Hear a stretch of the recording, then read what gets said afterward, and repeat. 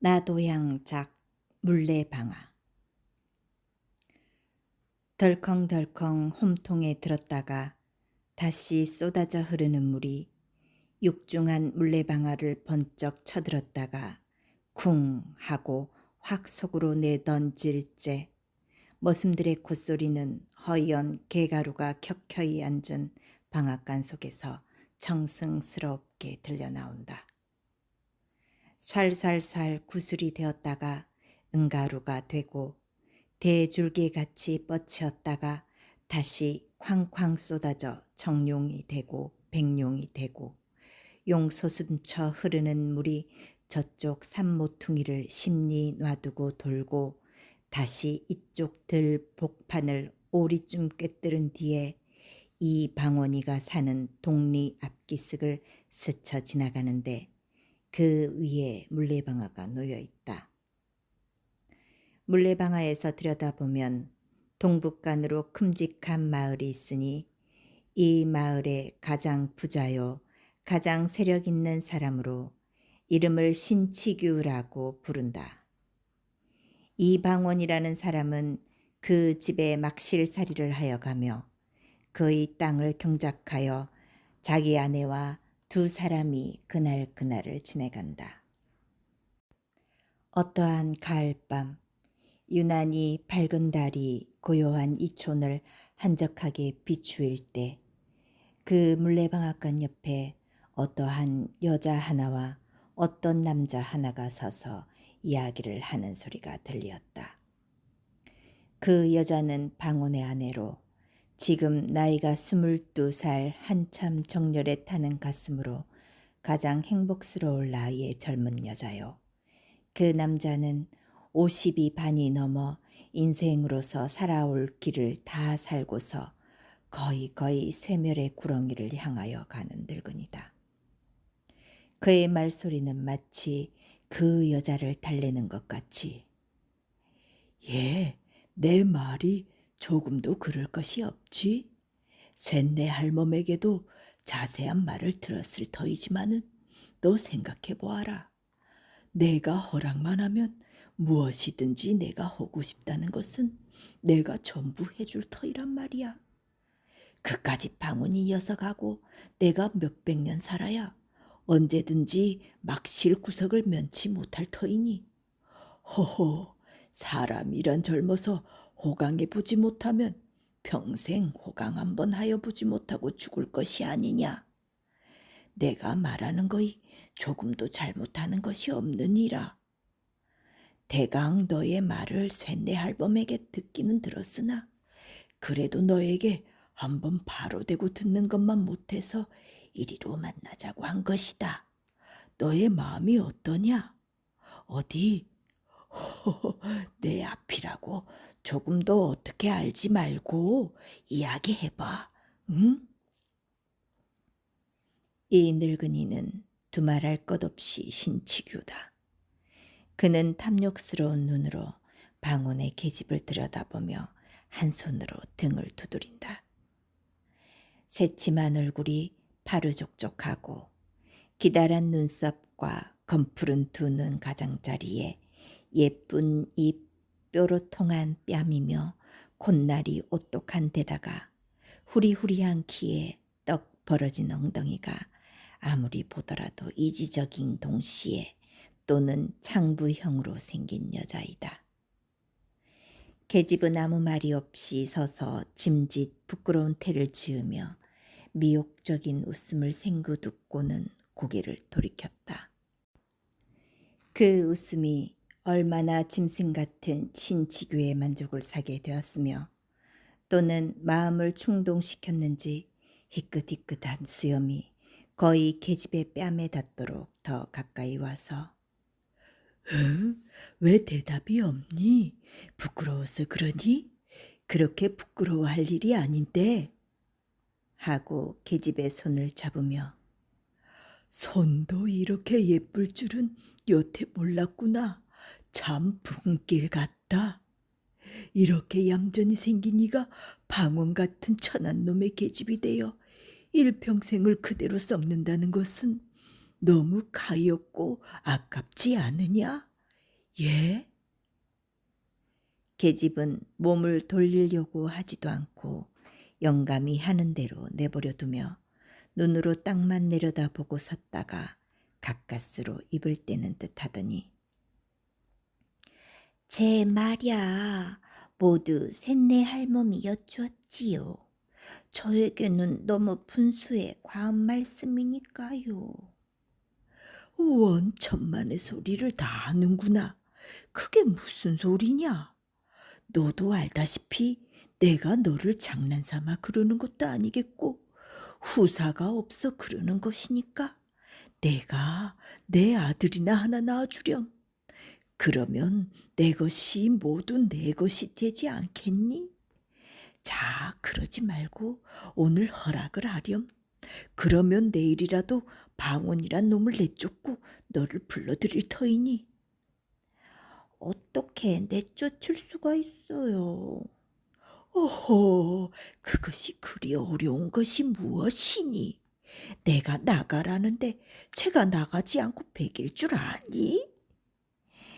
그렇지만 너무 과하지 않을까요? 뭐? 저런 생각을 하니까 내가 이 모양으로 여태까지 있었지. 어떻단 말이냐? 그런 것은 조금도 염려하지 말고. 자, 또 내 서방에게 들킬라. 어서 들어가자. 먼저 들어가세요. 왜? 남이 보면 수상이 알게요. 무얼 나하고 가는데 수상히 할 게 무엇이야? 어서 가자. 계집은 천천히 두어 걸음 따라가다가 영감! 하고 멈칫하고 서 있다. 왜 그러니? 계집은 다시 말이 없이 서 있다가 아니에요 하고 먼저 들어가세요 하며 돌아선다. 영감이 간이 달아서 계집의 손을 잡으며 가자. 집으로 들어가자. 그의 가슴은 두근거리는지 숨소리가 잦아진다. 계집은 손을 빼려 하며 점잖으신 어른이 이게 무슨 짓이세요? 하면서도 그의 몸짓에는 모든 것을 허락한다는 뜻이 보였다. 영감은 계집의 몸을 끌어안더니 방앗간 뒤로 돌아 들어섰다. 계집은 영감의 가슴에 안기어서 정욕이 가득한 눈으로 그를 보면서 영감 말 한마디 하고 침 한 번 삼켰다. 영감이 거짓말은 안 하시지요? 아니, 그의 말은 떨리었다. 계집은 영감의 팔을 한 손으로 잡고 또 한 손으로는 방앗간 속을 가리켰다. 저리로 들어가세요. 영감과 계집은 방앗간에서 20-30분 후에 다시 나왔다. 사흘이 지난 뒤에 신치규는 방원이를 자기 집 사랑 마당 앞으로 불렀다. 예. 방원은 상전이라 고개를 숙이고 예. 공손하게 대답을 하였다.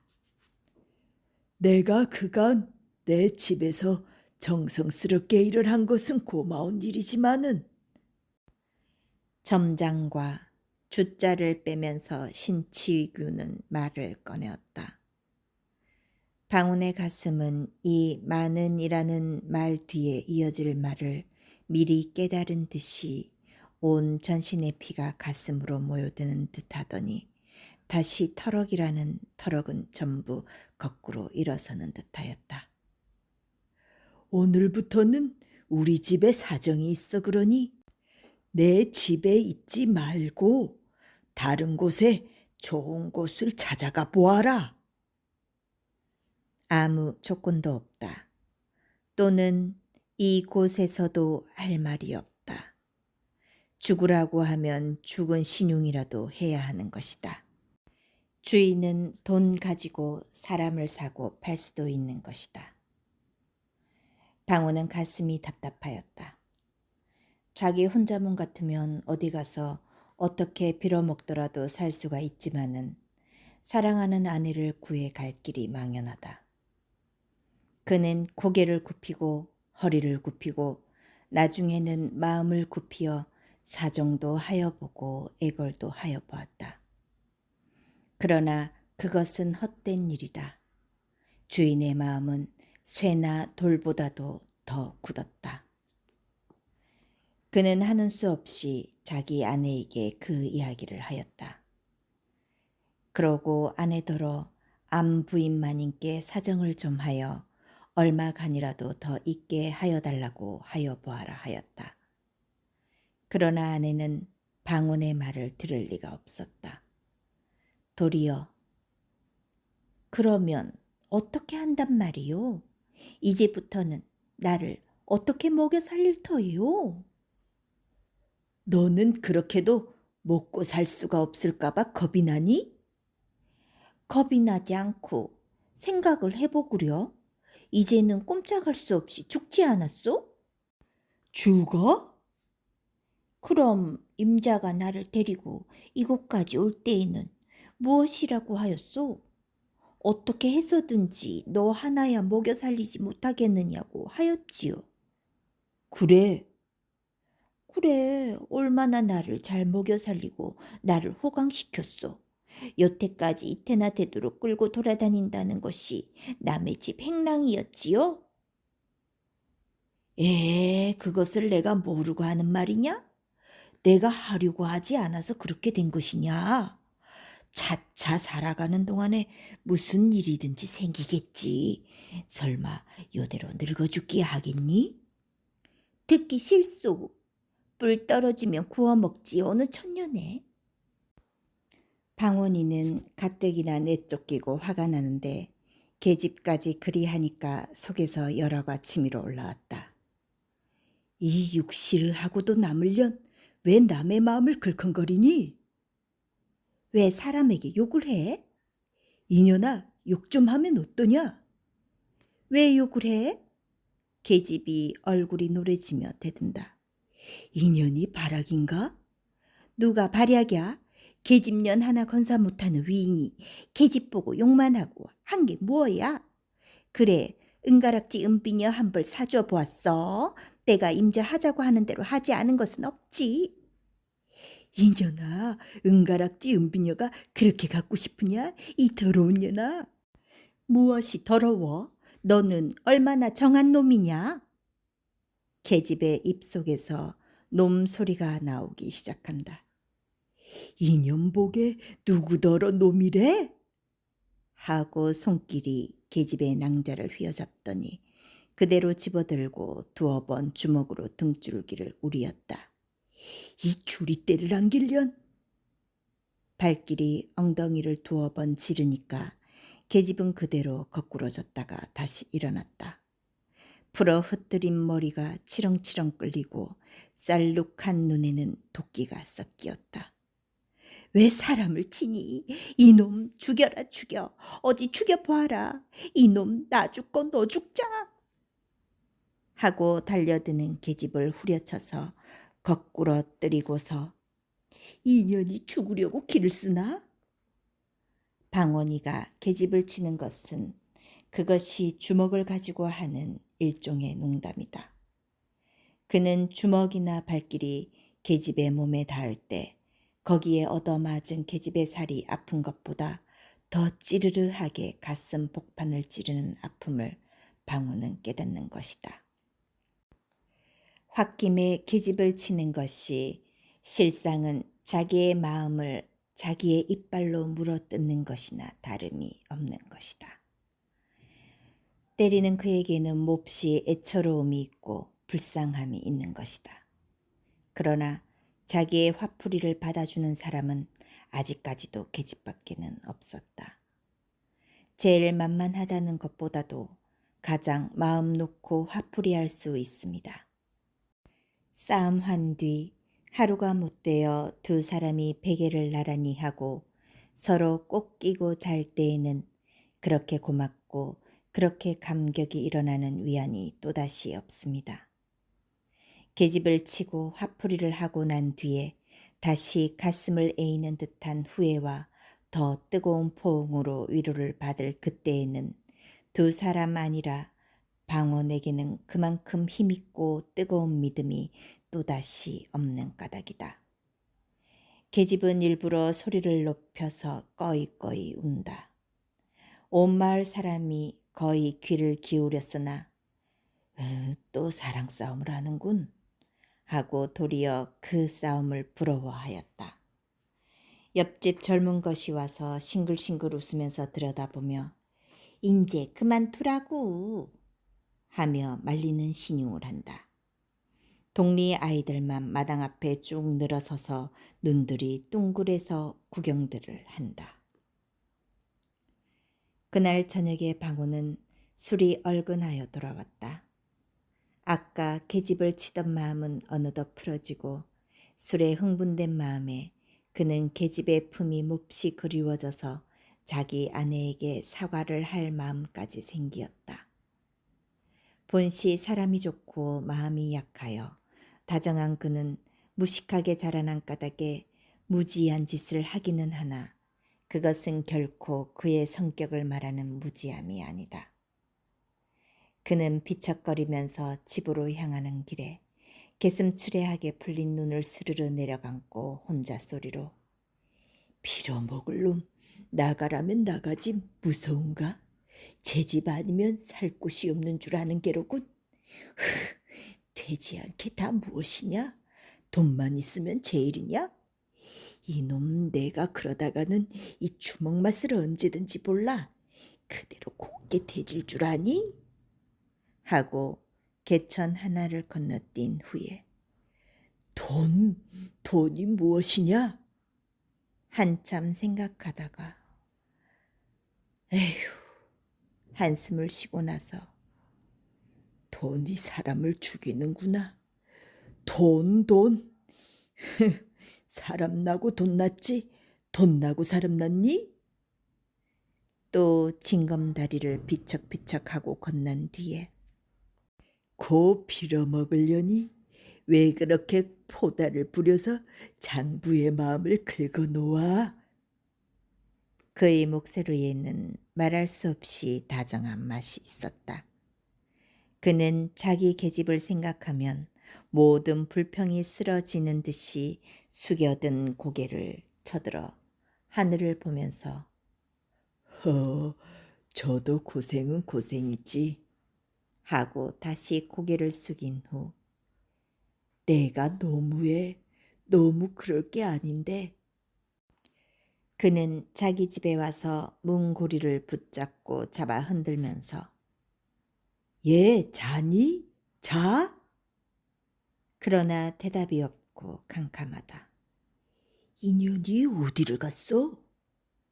그는 문짝을 깨어져라 하고 닫은 후에 다시 길거리로 나와 그 옆집으로 가서 여보 아주머니 우리 집 색시 어디 갔는지 보았소?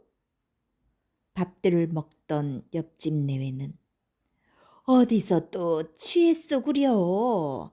애 어머니가 아까 머리 단장을 하더니 저 방앗개로 갑디다. 방앗개로?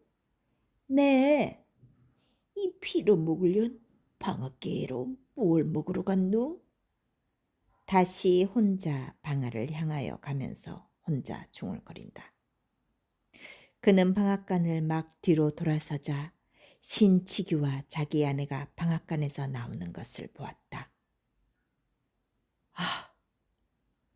그는 너무 뜻밖의 일이므로 아무 말도 하지 못하고 그대로 한참이나 멀거니 서서 바라보기만 하였다. 그의 눈에서는 쌍심지가 거꾸로 섰다. 열이 올라와서 마치 주홍을 칠한 듯이 그의 눈은 붉어지고 번개 같은 광채가 번떡거리었다. 그는 한참이나 사지를 떨었다. 두 이가 서로 마주쳐서 덜그럭덜그럭 하여졌다. 그의 주먹은 부서질 것 같이 단단히 쥐어졌다. 계집과 신치규는 방언이와 선 것을 보고서 처음에는 조금 간담이 서늘하여졌으나 다시 태연하게 내려앉았다. 일이 이렇게 되었음에 할 대로 하라는 뜻이었다. 방언이 달려들어서 계집의 팔목을 잡았다. 그리고 이를 악물고 부르르 떨었다. 나는 내가 이럴 줄은 몰랐다. 계집은 무얼 이럴 줄을 몰라? 하며 파란 눈을 흘겨보더니 나중에는 별꼴을 다 보겠네. 의뢰이 그럴 줄을 인제 알았나? 나요. 웬 남의 팔을 잡고 요 모양이야. 오늘부터는 나를 당신이 그리 함부로 하지를 못해요. 이 더러운 녀석 같으니 계집이 싫다고 그러면 국으로 물러날 일이지. 이게 무슨 사내 잡지 못한 일이야. 나요. 팔을 뿌리쳤으나 분노가 전신에 가득 찬 그는 그렇게 쉽게 손을 놓지 않았다. 예? 내가 이것이 정말이냐? 정말이 아니고 비싼 밥 먹고 거짓말할까? 내가 참으로 환장을 하였구나. 아니 누구더러 환장을 했대? 이 원 기가 막혀 죽겠지. 나요 나. 왜 추근추근하게 이 모양이야. 나. 하고서 힘껏 뿌리치는 바람에 계집의 손이 쑥 빠졌다. 계집은 손목을 주무르면서 암상맞게 돌아섰다. 여태까지 이 꼴을 멀찍하니 서서 보고 있던 신치규는 두어 발자국 나서더니 기침 한 번을 서투르게 하고서 예, 내가 술이 취하였으면 일찍 들어가자든지 할 것이지 웬 짓이냐? 내 눈가에는 아무것도 보이는 것이 없단 말이냐?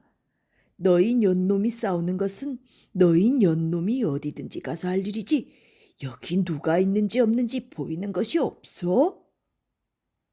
짐짓 소리를 높여 호령을 하였다.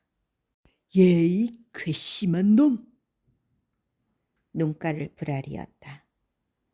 방원은 한참이나 쳐다보고서 말이 없었다. 생각대로 하면 한 주먹에 때려 눕힐 것이지만은 그래도 그의 머릿속에는 아까까지의 상전이라는 관념이 남아 있었다. 번갯불같이 그 관념이 그의 입과 팔을 얽어 놓았다. 어려서부터 오늘날까지 남을 섬겨보기만 한 그의 마음은 상전이라면 모두 두려워하는 성질이 깊이 깊이 뿌리를 박아 놓았다. 그러나 오늘부터는 신치규가 자기의 상전도 아니요. 자기가 신치규의 종도 아니다. 다만 똑같은 사람으로 서로 마주 섰을 뿐이다. 아니다. 지금부터는 신치규는 방운의 원수였다. 그의 간을 씹어먹어도 오히려 나머지 한이 있는 원수다. 똑바로 보면 어쩔 터이냐? 온 세상이 망하려니까 별 회개한 일이 다 많거든. 어째 이놈아? 이놈아? 방원은 한 걸음 들어섰다. 나무같이 힘센 다리가 성큼하고 났을 때 신치규는 머리끝이 으쓱하였다. 쇠몽둥이 같은 두 주먹이 쑥 앞으로 닥칠 때 그의 가슴은 덜컥 내려앉았다. 내 입에서 이놈아라는 소리가 나오니 이 사지를 찢어발겨도 오히려 시원치 못할 놈아. 내가 내 계집을 뺏으려고 오늘 나더러 나가라고 그랬지? 허허, 이거 그놈이 눈깔이 삐었군. 나는 먼저 들어가겠다. 너는 내 서방하고 나중 들어오너라. 신치규는 형세가 위험하니까 슬금슬금 꽁무니를 빼려고 돌아서서 들어가려 하니까 방원은 돌아서서 신치규의 멱살을 잔뜩 쥐어 한 팔로 바짝 쳐들고 이놈 어디를 가? 내가 여태까지 맛을 몰랐구나. 하며 한 번 집어쳐 땅바닥에다 태지를 한 뒤에 그대로 타고 앉아서 목줄기를 누르니까 마치 뱀이 개구리를 잡아먹을 적 모양으로 쌕쌕 소리가 나며 말 한마디도 하지 못한다. 이놈 너 죽고 나 죽으면 그만 아니냐? 하고 방어는 주먹으로 사정없이 닥치는 대로 들이팬다. 나중에는 주먹이 부족하여 옆에 있는 무트 돌멩이를 집어서 죽어라 하고 내리친다. 그의 팔, 그의 온몸에는 끓어오르는 분노가 극도에 달하자 사람의 가슴 속에 본능적으로 숨어있는 잔인성이 조금도 남지 않고 그대로 나타났다. 그의 눈은 마치 펄떡펄떡 뛰는 미끼를 가로차고 앉은 승냥이나 이리와 같이 뜨거운 피를 보고야만 족하다는 듯이 무섭게 번쩍거리었다. 그에게는 초자연의 무서운 힘이 그의 팔과 다리에 올라왔다. 이 꼴을 보는 계집은 무서웠다. 끔찍끔찍한 일이 목전에 생길 것이다. 그의 맥이 풀린 다리는 마음대로 놓여지지 아니하였다. 아, 사람 살류, 사람 살류. 적적한 밤중에 쓸쓸한 마을에는 처참한 여자의 목소리가 으스스하게 울리었다. 이 소리를 들은 방우는 더욱 힘을 주어서 눈을 딱 감고 죽어라 내리짖지었다. 뼈가 돌에 맞는 소리가 살이 을크러지는 소리와 함께 퍽퍽하였다. 피 묻은 돌이 여기저기 흩어지고 갈갈이 찢긴 옷에는 살점이 묻었다. 독립편 쪽에서 수군수군 하더니 구두 소리가 나며 칼 소리가 덜거덕거리었다. 방원의 머리에는 번갯불같이 무엇이 보였다. 그는 손에 주먹을 쥐인 채 잠깐 정신을 차려 그쪽으로 귀를 기울였다. 순검.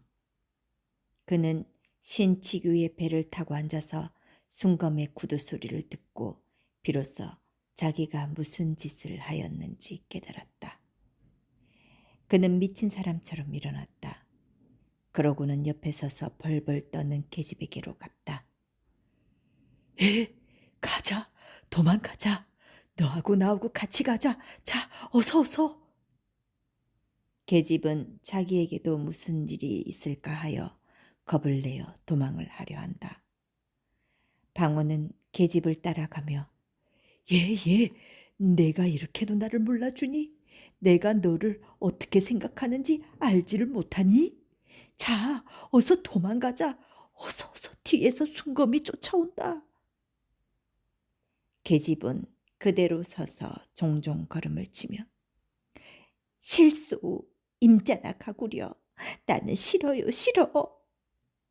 가자, 응? 가. 그는 미친 사람처럼 계집의 팔을 붙잡고 떨었다. 그때 누구인지 그의 두 팔을 마치 형틀에 매다는 것 같이 꽉 끼어앉는 사람이 있었다. 이놈아, 어디를 가?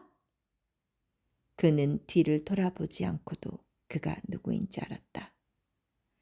그는 온 전신에 맥이 풀려 그대로 뒤로 자빠지려 할 때 어느덧 널빵 같은 주먹이 그의 뺨을 사정없이 갈겼다. 정신 차려. 예. 그는 무의식적으로 고개가 숙여지고 말소리가 공손하여졌다. 땅바닥에서는 신치규가 꿈지럭거리며 이리저리 뒹군다. 청승스러운 비명이 들린다.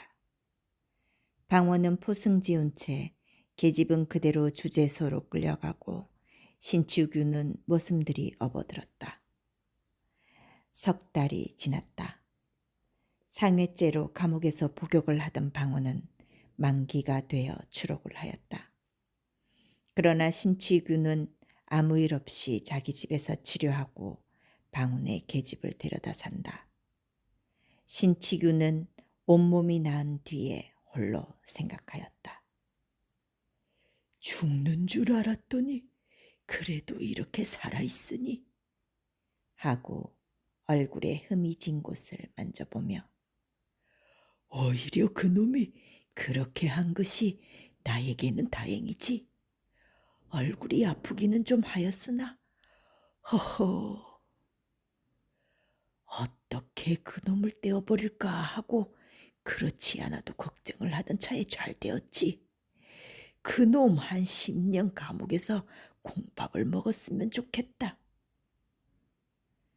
방우는 감옥 속에서 생각하기를 나가기만 하면 연놈을 죽여버리고 제가 죽든지 무슨 요정을 내리라 하였다. 집에서 내어 쫓기고 계집까지 빼앗기고 그것을 생각하면 이가 갈리고 치가 떨리었다. 그것이 모두 자기가 돈 없는 탓인 것을 생각하며 더욱 분한 생각이 났다. 더러운 년. 그는 홍바지에 쇠사슬을 차고서 일을 할 때에도 가끔 침을 땅에다 뱉으면서 혼자 중얼거리었다. 사람이 이러고서야 살아서 무엇하니? 멀쩡한 놈이 계집 빼앗기고 생으로 콩밥까지 먹으니. 그가 감옥에서 나올 때에는 감옥소를 다시 한번 둘러보고 내가 여기서 마지막으로 목숨을 잃어버리든지 그렇지 않으면 내가 내 손으로 내 목을 찔러 죽든지 무슨 요정이 날 것을 생각하고 다시 온몸에 힘을 주고 씁쓸한 웃음을 웃었다. 그는 200리나 되는 길을 걸어서 계집이 사는 촌내를 왔다. 그러나 아무도 그를 아는 척하는 사람이 없었다. 전에 친하게 지내던 사람들도 그를 보고 피해갔다. 마치 문둥병자나 마찬가지 대우를 하였다. 감옥에서 나온 뒤로부터는 더욱 이 세상이 차디차졌다. 자기가 상상하던 것보다도 더 무정하여졌다. 그는 하는 수 없이 밤이 될 때까지 그 근처 산 속으로 돌아다녔다. 그래서 깊은 밤에 촌으로 내려왔다. 그는 그 방앗간을 다시 지나갔다. 석 달 전 생각이 났다. 자기가 여기서 잡혀갔다는 것을 생각할 때 더욱 억울하고 분한 생각이 치밀어 올라왔다. 그는 한참이나 거기 서서 그때의 일을 생각하고 몸서리를 친 후에 다시 그런 집을 찾아갔다. 날이 몹시 추워지고 눈이 쌓였다. 옷은 입은 것이 가을에 입고 감옥에 들어갔던 그것이므로 살을 에이는 듯할 것이로되 그는 분한 생각과 흥분된 마음에 그것도 몰랐다. 연놈을 모두 처치를 해버려? 혼자 속으로 궁리를 하다가 그렇지, 그까진 것들은 살려두었을 데 없는 인생들이야. 하면서 옆구리에 질른 기름한 단도를 다시 만져보았다. 그는 감격스러운 마음으로 그것을 쓰다듬었다. 그는 신치규의 집 우를 넘어 들어갔다. 그의 발은 전에 다닐 적같이 익숙하였다. 그는 사랑을 엿보고 다시 뒤로 돌아서 건넌 방 창 밑에 와서 섰다. 귀를 기울였으나 아무 말도 들리지 않았다. 그는 손에 칼을 빼들었다. 그러고는 일부러 뒤 창문을 달각달각 흔들었다. 네? 하고 계집의 머리가 쑥 나오며 문이 열리었다. 그는 얼른 비켜섰다. 문은 다시 닫혀지고 계집은 들어갔다. 방운의 마음은 이상하게 동요가 되었다. 어여쁜 계집의 목소리가 오래간만에 귀에 들릴 때 마치 자기가 감옥에서 꿈을 꿀 적 모양으로 요염하고도 황홀하게 그의 마음을 꼬이는 것 같았다. 그는 꿈속에 다시 만난 것 같고 오래간만에 그를 만나봄에 모든 결심은 얼음같이 녹는 듯하였다. 그래도 계집이 설마 나를 영영 잊어버리랴 하고 옛날의 정리를 생각할 때 그것이 거짓말이 아니고 무엇이랴는 생각이 났다. 아무리 자기를 감옥에까지 가게 하였다 하더라도 그는 감히 칼을 들어 죽이려는 용기가 단번에 나지 않아서 주저하기를 시작하였다. 아니다. 다시 한 번만 물어보자. 그는 들었던 칼을 다시 잡고 생각하였다. 거짓말이다, 거짓말이다. 그럴 리가 없다. 그는 반신반의하였다. 그렇다. 한 번만 다시 물어보고 죽이든 살리든 하자. 그는 다시 문을 달각달각하였다. 계집은 이번에 다시 문을 열고 사면을 둘러보더니 헌 집신짝을 신고 나왔다. 뉘요? 그는 방원이 서 있는 집 모퉁이로 돌아서려 할 때 내다 하고 입을 틀어막고 칼을 가슴에 대었다. 떠들면 죽어? 방원은 계집의 입을 수건으로 틀어막고 결박을 한 후 들쳐업고서 번개같이 다름질하였다. 그는 어느 결에 계집을 업어다가 물레방아 앞에 내려놓은 후 결박을 풀었다. 그리고 한숨을 쉬었다. 나를 모르겠니? 캄캄한 금은밤에 얼굴을 바짝 계집의 코앞에 들이대었다. 계집은 얼굴을 자세히 보더니 소리를 지르더니 뒤로 물러섰다. 조금도 놀랄 것이 없다. 오늘 내가 내 말을 들으면 살려줄 것이요. 그렇지 않으면 이것이야? 하고 시퍼런 칼을 들이대었다. 계집은 다시 태어나게 말요? 임자의 말을 들을 것 같으면 벌써 들었지요. 여태까지 있겠소? 임자도 남의 마음을 알지요. 임자와 나와 2년 전에 이곳으로 도망해 올 적에도 전 남편이 나를 죽이겠다고 칼로 허리를 찔러 그 흠이 있는 것을 날마다 밤에 당신이 어루만지었지요. 내가 그까지 칼찜을 무서워서 나 하고 싶은 짓을 못한단 말이요. 이게 무슨 비겁한 짓이요, 사내 자식이. 자, 찌르려거든 찔러봐요. 자, 자. 계집은 두 가슴을 벌리고 대들었다. 방원은 너무 계집의 태도가 대담하므로 들었던 칼이 도리어 뒤로 움술할 만큼 기가 막혔다. 그는 무의식적으로 정말이냐? 하고 한 걸음 더 가까이 나섰다. 정말이 아니고? 내가 비록 여자이지만은 당신 같은 겁쟁이는 아니라오. 이것이 도무지 무엇이오? 계집은 그래도 두려웠던지 방원의 손에 든 칼을 뿌리쳐 땅에 떨어뜨렸다. 이 칼이 땅에 떨어지자 방원은 여태까지 용사와 같이 보이던 계집이 몹시 비겁스럽고 더러워 보여 다시 칼을 집어들고 덤비었다. 얘 간사한 년 어쩔 터이냐? 나하고 당장에 멀리 가지 않을 터이냐? 자, 가자!